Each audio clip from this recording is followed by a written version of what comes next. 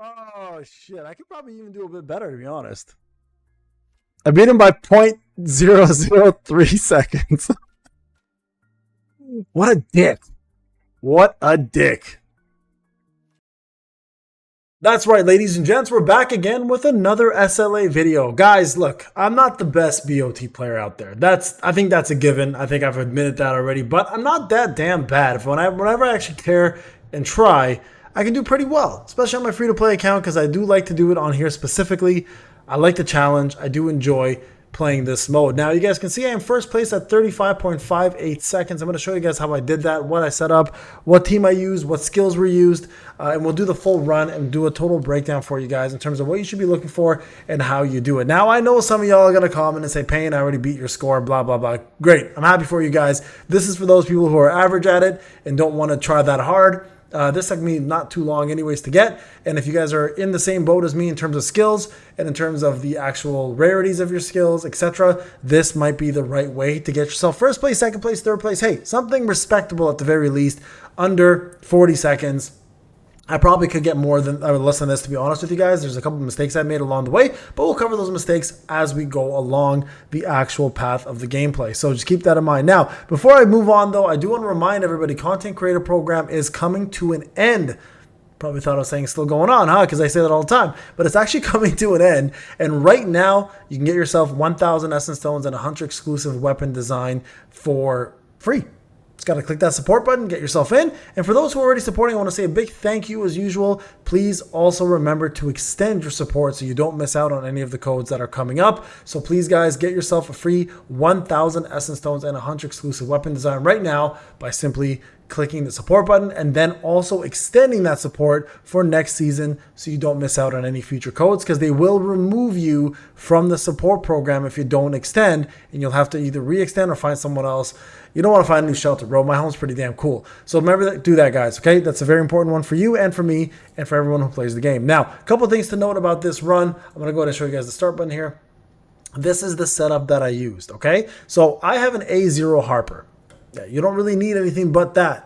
Trust me, it's not that bad. So you can put the SR weapon on her right here, which will help her do more damage with her break. So more break will happen through that. Then I used Mei Lin here with her weapon as well too. That helps obviously Sing Jin-woo. Kind of useless, to be honest, because we're not really gaining an ultimate in that part. And then of course, Soren. She's just easily the best breaker here, right? Now, in terms of the setup here, I went Plum Sword and then the Grimoire. I think majority of people are doing this. I have a Grimoire, a 10 Plum. I've had this forever, unfortunately. And yes, this is my free-to-play account. Now, what you can do in this situation is you can go A5 if you need. You don't need to push that any further than that, to be honest, and you should be perfectly fine. Now, in regards to gear, I actually went with Toughness. Even though we have 100% crit rate, the crit damage is something you can't neglect. Every time I use this, I just do better because that crit damage bonus is actually excellent.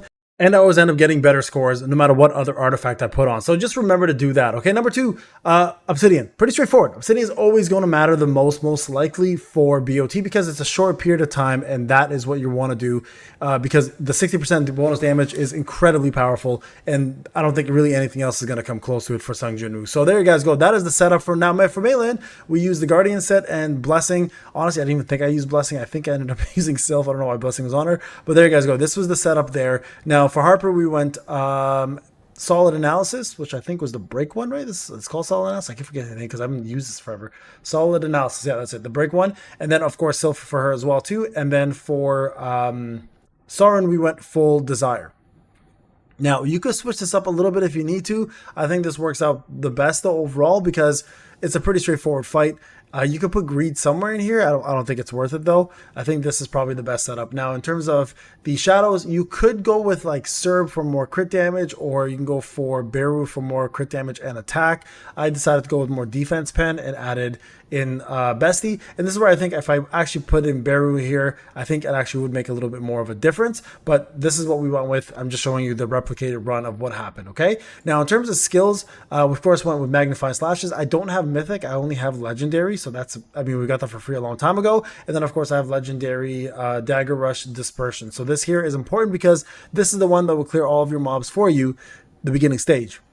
also landing on the second boss, the mini boss, when he pops up as well, right? So this is super, super important there. Now here you want to do overshadow just again for a little bit more damage. And this is an important one, of course. You want to do surprise attack, because surprise attack allows you during the break phase to do increased damage for Sung Jinwoo at 8 seconds. It's by 15%. Now you guys can see the problem here.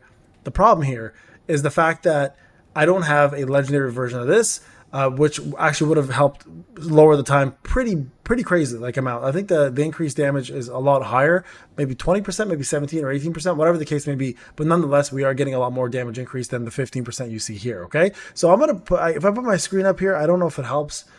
Because can't really see anything because I'm going to show you guys the live version of it, but that's the setup there. Now, in regards to the blessing stone or the blessing stones, we have into it. Of course, I actually spent essence stones just to get this legendary one because I've had heroic the whole time.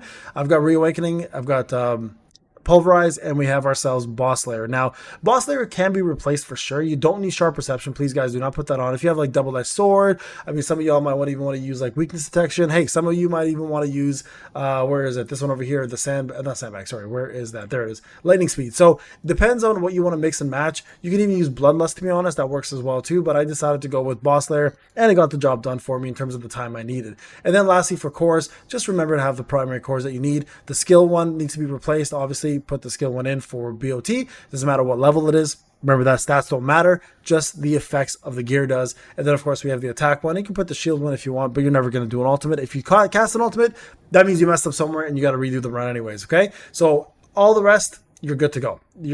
I mean, they can put cores here and there if you want to, but it's not a big deal. So that essentially, guys, is the setup for the team. Now let's go into the actual run. So you guys can see right over here, I've got a full run going, and I'll show you guys what I did here in regards to a little bit of a breakdown as well. Okay, so here, you want to dash all the way to the middle. Okay, as soon as you dash to the middle, just turn right around on this demon and just wait a few seconds. Now, if you wait, see, I didn't wait. But if you wait, what will happen is some of these guys will come closer, and you can actually use dispersion right away.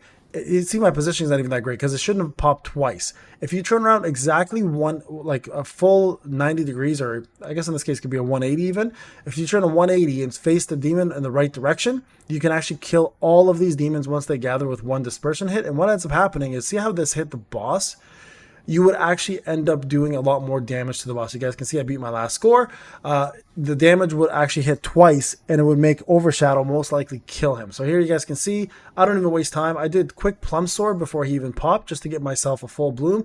And here I do my Magnifying Slashes super fast. Okay, when you do that, it'll actually end up killing him in about 10 to 9 seconds if you get lucky. You guys can see I got 1.6 seconds lower there. Now, in regards to Cerby, this is important, okay? So you guys are going to see right away, I'm going to go summon shadows, and I'm going to shadow step right there. Okay, so right away get that shadow step in. While you're doing that, your shadows are standing around. He's casting his skill, which is going to take forever for him to cast. Now, I know some of y'all hate this. My camera's already down here. I apologize. I don't usually, but I'll talk to you guys about the skills that I use and why. Okay, so shadow step in, and right away you want to do the following cast. Right, the first person that comes out is Sarin, and then you want to freeze him. So Grimoire is important because if you freeze him before the break, he'll actually freeze, which means your damage will multiply. If you try to freeze him after the break, he doesn't freeze, right? So you want to do it beforehand. There you guys go. Next up, you see Harper coming in. Harper's going to do that. Now at this point, I'm going to overshadow, and then my actual setup for Mei Lin. And then lastly, there's my QTE, right? And there you can see resonance right there. And then right here, I would break. Now, this phase here, you could actually break first and then cast your QTE. I like to do that. I like to get the QTE out of the way so I don't cast it during the break phase, because that's when time becomes precious. Now you want to do a quick shadow step through. You guys can see right there, the Plum, I canceled out Plum. Shadow step. This is important.